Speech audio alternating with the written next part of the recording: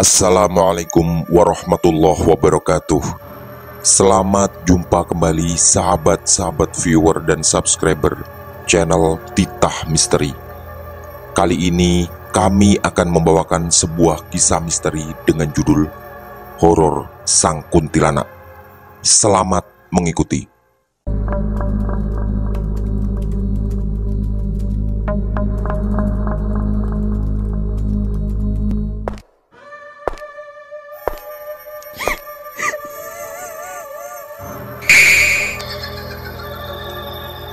Jangan pernah mengikuti kisah ini sendirian. Terkadang manusia tanpa sengaja berinteraksi dengan mereka, yaitu makhluk gaib, yang kisah tentangnya selalu penuh misteri dan sulit dijangkau akal sehat. Magetan, Jawa Timur, 1995. Malam itu, aku harus menjaga prinsip yang selama ini kupegang teguh, yaitu menepati janji, terutama pada orang-orang terdekatku. Itu juga yang dulu ditanamkan oleh almarhum kakek, bahwa martabat seseorang salah satunya terletak pada ucapan atau janji yang bisa dipegang. Bulan lalu, karena ada keperluan sangat penting, aku pinjam uang kepada Gibran 1 juta, dan hari ini harus dikembalikan sesuai janjiku padanya. Angka di kalender rumahku bahkan sudah kulingkari, agar aku tak sampai melupakan janji itu. Entah sudah berapa kali aku pinjam uang padanya, dan selama itu tak pernah aku meleset dalam pelunasan. Bahkan tak pernah juga terlambat 1 hari pun. Tentu salah satu tujuannya adalah agar kepercayaan tetap terjaga, dan kapan-kapan aku tetap bisa minta bantuan padanya setiap kali ada kebutuhan mendesak. Gibran adalah salah satu sahabat terdekatku sejak SMA. Bahkan selama kelas 2 dan 3 kami duduk sebangku. Sejak lulus SMA sekitar 7 tahun yang lalu, hubungan persahabatan kami masih sangat baik, dan kami sering saling berkunjung. Walau jarak rumah antara rumahku dan rumah Gibran sebenarnya cukup jauh, sekitar 10 kiloan. Selain kenal sejak SMA, menurutku Gibran adalah sosok istimewa. Religius dan rajin beribadah. Selain itu, dia adalah pemuda yang bertekad kuat. Di saat aku tak mempunyai pekerjaan tetap dan sehari-hari hanya bekerja serabutan, dia membuka warung yang makin lama makin berkembang. Walau seingatku ketika SMA dia adalah siswa biasa yang tak menonjol, tapi sangat matang dalam menjalani kehidupan. Selama berteman dengannya, dia juga tak pernah terlihat macam-macam seperti anak-anak lainnya. Pendek kata, dia adalah sahabatku yang lurus. Dulu, aku juga menjadi saksi ketika awal dia buka usaha. Hanya bermodal uang ala kadarnya dari hasil menjual 2 ekor kambing milik bapaknya. Katanya ketika itu, setelah menjual kambing milik bapaknya, dia benar-benar meminta doa dan restu dari kedua orang tuanya, agar kelak usahanya lancar dan mendapat rejeki yang barokah. Karena dia ulet dan jujur serta ramah pada siapapun, usaha warung sembakonya berkembang cukup pesat. Aku, sahabatnya, menjadi salah satu orang yang merasakan manfaat itu. Minimal, setiap kali ada kebutuhan uang, Gibran selalu meminjamiku. Dia juga tak pernah terlihat sombong, tetap seperti dulu, walau entah berapa kali aku sudah minta bantuan padanya. Kami juga sama-sama belum menikah, dan Gibran, walau masih bujangan, sudah bisa membuat rumah kecil-kecilan di belakang warungnya, yang juga adalah hasil dari usaha warung itu. Benar-benar pemuda dan sahabat yang layak menjadi teladan. Namaku Fajar dan umurku 25 tahun. Sebenarnya ada keinginan untuk membuat usaha seperti Gibran, tapi terlalu banyak kendala. Selain modal, di kanan kiri rumahku sudah berdiri banyak warung sembako. Aku juga merasa tak punya bakat untuk dagang. Walau menurut Gibran suatu kali, semua usaha bisa dijalankan asal tekun dan tak lupa selalu berdoa. Dan aku juga sadar diri. Sejak SMA dulu, aku tidaklah seulet Gibran dalam banyak hal. Walau secara akademis, kami berdua sama-sama tak menonjol di kelas. Akhirnya, aku hanya bekerja serabutan sambil sesekali membantu bapak mengolah sawah yang saat ini sedang ditanami jagung. Udara malam itu terasa sangat dingin. Awalnya aku akan mengembalikan uang pada Gibran tadi siang. Tapi karena harus membantu persiapan pernikahan salah satu sepupu, terpaksa malam ini aku baru sempat berangkat ke rumahnya. Dan kali ini ada yang harus kuhadapi, yaitu jalan sepi sepanjang sekitar 2 km yang biasanya aku tak lewat jalan ini. Jalan agak ramai yang biasa aku lewati tadi ditutup karena ada keramaian yang entah itu apa. Bulu kudukku tiba-tiba merinding. Aku berharap ini hanya karena rasa takut dan bukan pertanda bahwa ada makhluk gaib yang sedang berada tak jauh dariku. Tapi aku mulai khawatir. Kenyataan tak seperti yang kuharapkan. Setelah sekitar 300 meter dari rumah terakhir dan melewati satu tikungan, gerimis mulai turun. Dan bulu kuduku semakin merinding. Lagi-lagi aku berharap ini hanya karena suasana tegang akibat gerimis yang turun. Lalu entah kenapa naluri tiba-tiba menuntunku untuk melihat kaca spion. Ternyata ada warna putih seperti baju tipis yang terlihat di sana. Artinya aku sedang membonceng sesuatu. Rasa panik tak bisa kuhindari. Sambil merasakan degup jantung yang makin tak beraturan, kuarahkan lagi mataku ke kaca spion. Kulihat ada gerakan perlahan. Dan terlihat lebih jelas siapa yang sedang duduk di atas motor di belakangku. Dia adalah sesosok perempuan yang tiba-tiba menyeringai. Dengan wajah penuh bercak merah dan mata yang berlubang menghitam, aku menjadi yakin yang sedang kubonceng adalah sesosok kuntilanak. Apalagi dia kemudian mengeluarkan suara tawa yang khas, yang pernah beberapa kali kudengar di film horor. Suara itu terus terdengar dan seperti berirama, membuat ketakutanku semakin memuncak. Aku tak mengerti, apakah semua kuntilanak di dunia memang punya suara seperti itu.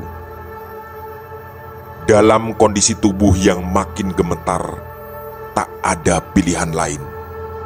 Segera kupacu sepeda motorku lebih kencang, walau sudah lama sekali tak pernah melewati jalan ini. Kondisi becek dan licin tak terlalu lagi kuperhatikan. Aku hanya berusaha secepat mungkin bertemu orang atau rumah penduduk. Dalam hati aku juga berharap jangan sampai tak bergerak, karena bisa jadi akan lebih menakutkan dan membahayakan diriku. Untunglah di tikungan berikutnya kulihat cahaya lampu walau agak remang-remang, dan aku pun merasa selamat dari makhluk itu. Ternyata itu adalah sebuah warung kecil, dan setibanya di sana, kuntilanak itu tak ada lagi, hilang, lenyap entah kemana. Seorang bapak yang sepertinya hendak menutup warung itu lalu menghampiri dan seperti memahami ketakutanku. Untungnya dia tak tertawa, karena aku pasti akan merasa malu. Lalu dengan lembut bapak itu bertanya, "Ada apa, Dek? Ketemu hantu ya?" Aku langsung mengangguk dan menceritakan sosok yang tadi ikut di sepeda motorku. Bapak itu lalu menyarankan agar berhati-hati dan sempat menawari singgah sejenak untuk minum secangkir kopi. Tapi dengan halus kutolak karena harus segera sampai di rumah Gibran. Aku pun berpamitan setelah bapak itu berkata bahwa jalan setelah rumahnya cukup aman dan kuntilanak atau hantu apapun tak akan ada yang mengganggu lagi. Ternyata itu benar. Sejauh beberapa ratus meter perjalanan berikutnya, semua kurasakan aman. Tak ada lagi makhluk aneh yang tertangkap oleh indera penglihatan maupun pendengaranku. Rumah Gibran memang ada di ujung kampung, dan menjadi yang pertama terlihat kalau melewati jalan sunyi tadi. Seperti bapak yang tadi kutemui di warung, Gibran juga terlihat bersiap menutup warungnya. Maklum, suasana sudah sunyi dan gerimis. Sempat kulirik jam tangan, jam 9:26. Gibran lalu bertanya aku dari mana, sehingga semalam itu baru sampai di rumahnya. Dengan gugup tersenyum dan langsung menjawab, aku berkata padanya bahwa tujuan kedatanganku adalah untuk membayar hutang sesuai hari yang kami sepakati. Lalu, kuambil uang 1 juta yang memang sudah kuikat dan kusiapkan di saku celana panjangku sebelah kanan. Dalam hati, aku baru merasa tenang, karena sudah menuntaskan kewajiban membayar hutang itu tepat pada hari yang kujanjikan. Gibran lalu menawariku menginap. Katanya akan lebih baik besok pagi baru pulang. Selain karena sunyi dan gerimis, aku harus melewati jalan sunyi yang tadi lagi. Dan katanya, di jalan satunya yang biasa aku lewati, memang ada acara yang diadakan oleh desa. Dan akses ke sana ditutup sampai nanti tengah malam atau bahkan besok pagi. Tak lupa ku ceritakan kejadian mengerikan yang baru saja ku alami.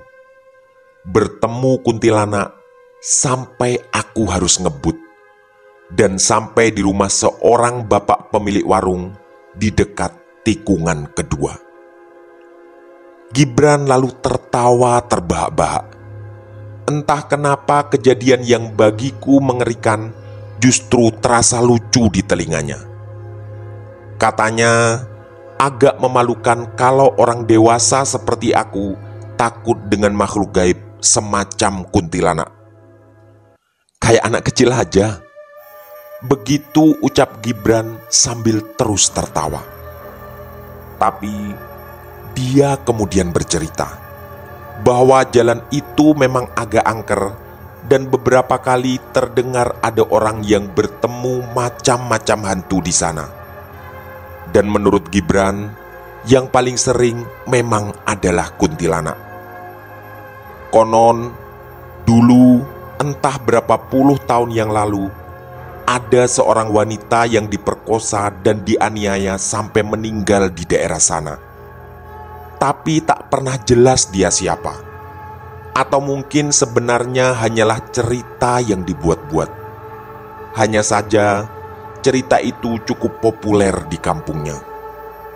Bahkan sejak Gibran masih kecil, cerita tentang wanita itu sudah terdengar. Dan menurut kepercayaan sebagian orang, arwah wanita itulah yang kerap mengganggu orang yang lewat di malam hari, terutama dalam suasana gerimis seperti tadi. Tapi kata Gibran, sebenarnya yang pernah terdengar bukan hanya kuntilanak. Tak jarang ada orang yang juga diganggu sosok seperti genderuwo dan wewe gombel. Terutama orang-orang asing atau desa lain yang baru pertama kali melintasi jalan itu di malam hari.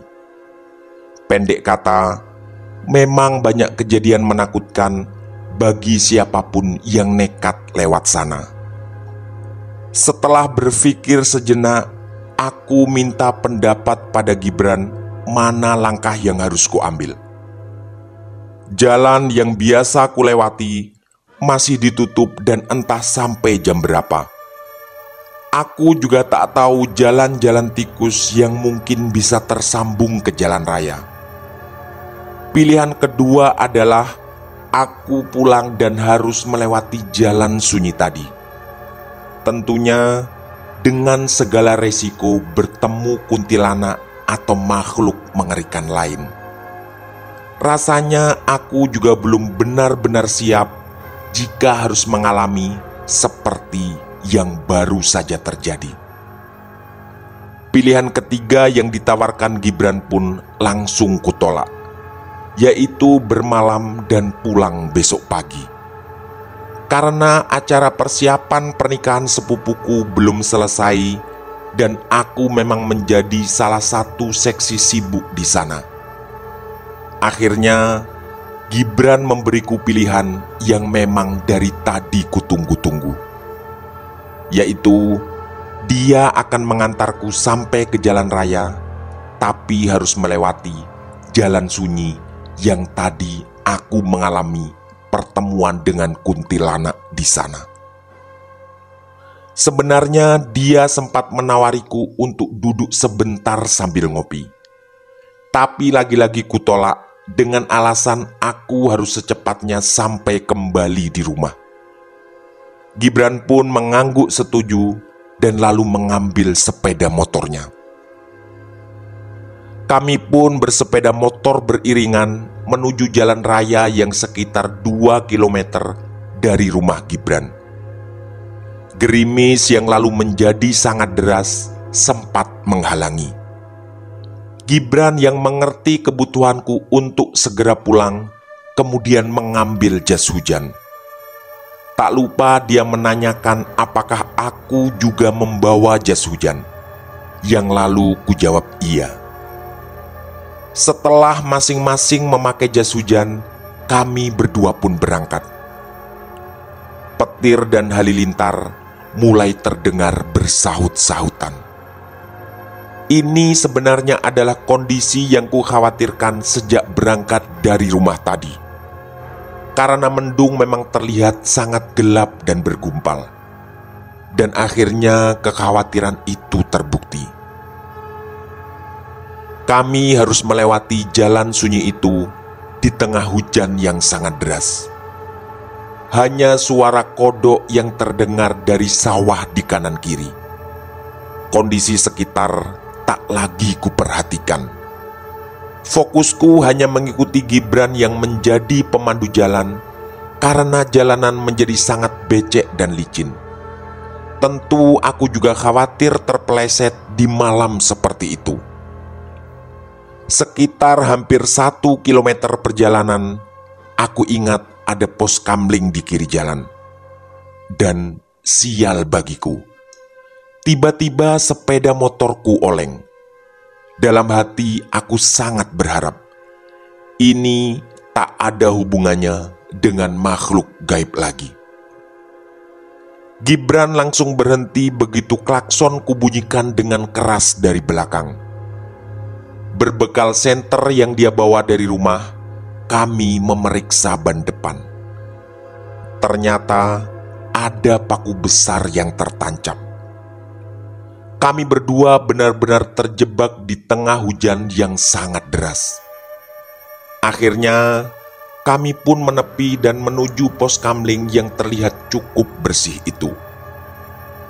Bangunan ini seingatku sudah cukup lama, karena beberapa tahun lalu ketika melewati jalan ini sepertinya sudah ada.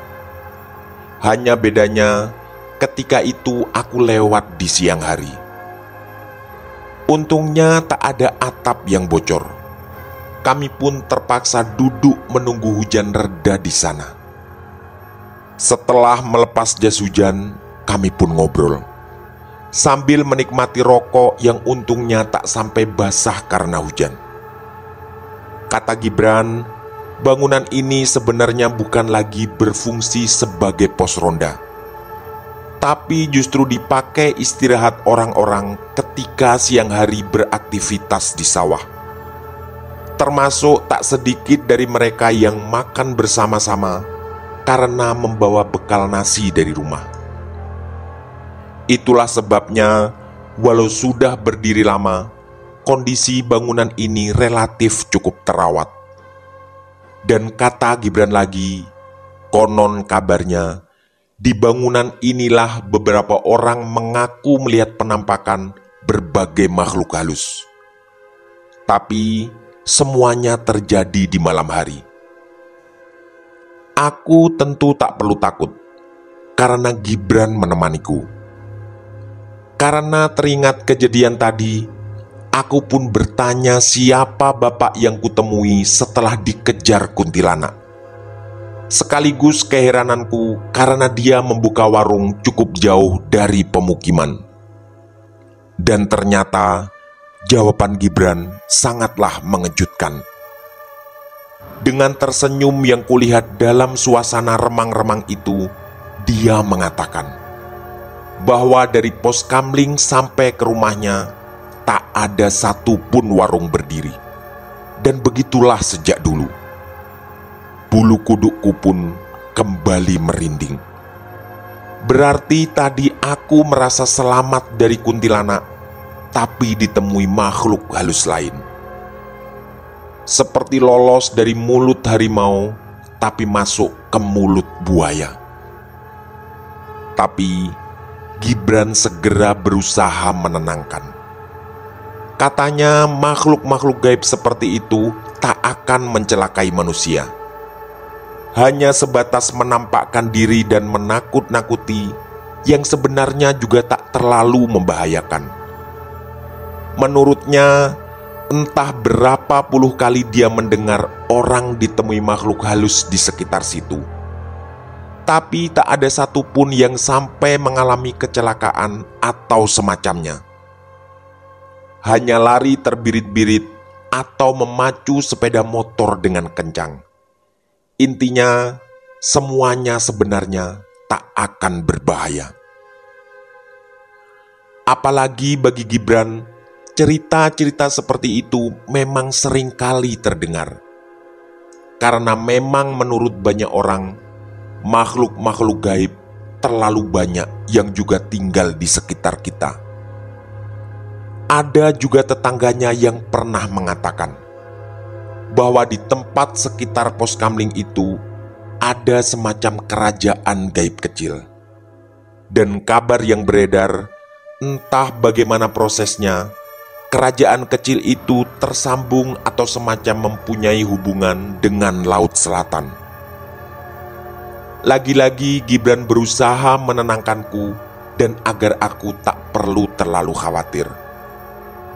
Dan lagi besok-besok kalau aku ke rumahnya, tak perlu lewat jalan ini lagi. Entahlah, mimpi apa aku semalam. Ditemui dua makhluk halus dalam waktu hampir bersamaan. Bahkan salah satunya justru tadi kuduga menyelamatkanku dari ketakutan. Aku masih merasa sedikit beruntung, karena tak mau ketika bapak itu menawari mampir sejenak untuk minum kopi. Entahlah, apa yang akan terjadi andai aku menyetujui dan ngopi bersama bapak yang ternyata makhluk halus itu. Rasanya otakku masih bisa mengingat wajah bapak pemilik warung tadi. Juga wajah kuntilanak yang menyeramkan terekam jelas di ingatanku. Gibran lalu mengatakan tambal ban terdekat masih cukup jauh. Dan menurutnya pilihan terbaik adalah terpaksa tidur di pos kamling ini dan besok pagi baru mendorong motor ke sana. Dia juga mengatakan siap menemaniku. Karena sebagai bujangan sepertiku, tentu dia bisa keluar kemanapun tanpa seribet mereka yang sudah menikah. Setelah cukup lama mengobrol, aku pun merasa mengantuk. Dan Gibran sepertinya juga sama. Akhirnya, dengan membungkus diri menggunakan jaket, kami pun tidur di sudut pos kamling dan mencari tempat yang paling aman dari percikan air hujan. Dalam kegelapan malam, perlahan mataku pejamkan. Aku hanya berharap besok pagi ada bengkel tambal ban dan buka tak terlalu siang, sehingga bisa segera bergabung dan membantu persiapan acara pernikahan sepupuku. Mungkin karena terlalu capek, kurasakan tidur cukup nyenyak. Walau awalnya harus berjuang mengatasi rasa dingin. Aku kemudian terbangun setelah merasa ada yang mengguncang-guncangkan tubuhku. Dan itu adalah Gibran. Dia lalu mengingatkan bahwa sudah jam 4 pagi. Dan sayup-sayup terdengar kumandang adzan subuh. Ini juga yang menurutku istimewa darinya. Seingatku, tak banyak orang, apalagi di usia muda, yang rajin sholat subuh di masjid. Karena ban motorku masih bocor, kami berdua pun berboncengan menuju masjid. Kata Gibran, di dekat masjid itu ada bengkel tambal ban, tapi biasanya jam 6 baru buka. Selama perjalanan, Gibran bercerita memang sering sholat di masjid itu. Katanya, suasananya lebih bersih dan suara imamnya lebih merdu, sehingga lebih nyaman untuk beribadah. Juga, istilah dari Gibran, masjid itu jauh lebih hidup dibanding masjid terdekat dari rumahnya.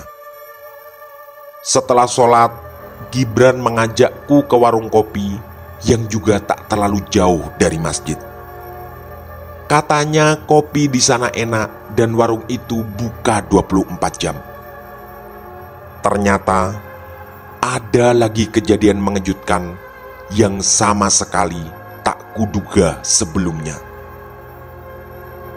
Bapak itu di mataku seperti mirip dengan bapak pemilik warung yang kutemui tadi malam. Tapi kali ini aku yakin, karena ada Gibran menemaniku dan kami baru pulang dari masjid, bapak ini pasti adalah manusia. Setelah memesan kopi, Gibran mulai bertanya. Pertama, kenapa aku pagi-pagi buta ada di pos kamling tadi? Disinilah awal keherananku. Jelas-jelas tadi malam kami berdua bersama-sama ke sana. Tapi anehnya, justru muncul pertanyaan seperti itu dari Gibran. Kuperhatikan wajah sahabatku, dan tak ada tanda-tanda sama sekali bahwa dia sedang bercanda.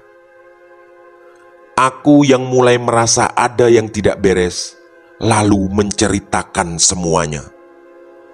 Bahwa tadi malam aku berangkat dari rumah untuk membayar hutang. Lalu, jalan yang biasa aku lewati ditutup karena ada acara yang sepertinya cukup besar. Kemudian, kuceritakan pula ketika tiba-tiba ada kuntilanak yang nangkring di jok belakang motorku. sampai di warung yang dijaga seorang bapak sebelum lanjut ke rumahnya. Kening Gibran kulihat berkerut. Sepertinya dia benar-benar tak tahu apa yang sedang terjadi padaku. Lalu aku mencecarnya dengan pertanyaan. Lah, bukannya tadi malam kita bertemu terus aku bayar hutang, Bran? Gibran tetap mengernyitkan kening. Dan dengan mengejutkan, dia mengatakan bahwa tadi malam kami berdua sama sekali tak bertemu. Dia justru merasa heran ketika pagi-pagi buta berangkat ke masjid, mendapati sepeda motorku ada di dekat pos kamling tadi. Katanya, karena sangat mengenali motorku, dia pun langsung membangunkanku. Rasa takutku kembali menguat. Berarti bukan hanya kuntilanak dan bapak pemilik warung tadi malam yang ternyata bukan manusia. Bahkan Gibran yang kutemui tadi malam pun ternyata bukan dia. Gibran lalu menjelaskan yang kali ini mirip dengan tadi malam ketika aku merasa sampai di rumahnya. Bahwa di jalan yang baru saja kami lewati, sering ada cerita tentang orang ditemui makhluk halus. Selain kuntilanak, ada juga genderuwo dan wewe gombel. Lalu penjelasan yang lain juga sama, bahwa antara pos kamling dan rumahnya tak ada satupun warung berdiri. Hanya saja menurut Gibran, selama berapa tahun dan sering melewati jalan itu, dia tak pernah ditemui makhluk aneh apapun, kecuali seekor ular cukup besar yang katanya pernah melintas ketika pagi-pagi buta dia berangkat ke masjid. Itu pun dia yakin adalah ular sawah biasa dan sama sekali bukan makhluk gaib. Otakku mulai berusaha mengingat kepingan demi kepingan kejadian tadi malam. Pertama tentu saja kuntilanak yang membuatku seakan mau terkencing di celana. Kemudian bapak pemilik warung yang tadi malam sempat kurasakan menjadi penyelamat. Karena kuntilanak itu hilang begitu aku sampai di depan warungnya. Lalu sosok Gibran tadi malam yang ternyata adalah bagian dari mereka semua. Gibran lalu mengingatkan sekaligus menyayangkan langkahku. Katanya, kalau hanya untuk membayar hutang, rasanya tak perlu terburu-buru.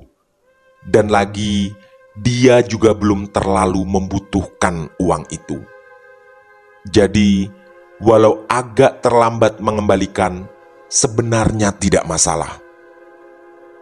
Di sini, aku teringat sesuatu. Seingatku, uang itu sudah kuserahkan pada Gibran tadi malam. Yang baru saja ku ketahui, ternyata juga adalah makhluk dari alam lain. Tentu bagiku uang 1 juta sangatlah besar, dan tak mudah jika harus mencari gantinya. Juga otakku tak mampu berpikir, jika memang yang menerima uangku tadi malam bukanlah Gibran, dikemanakan uang itu. Kali ini kekhawatiranku bertambah.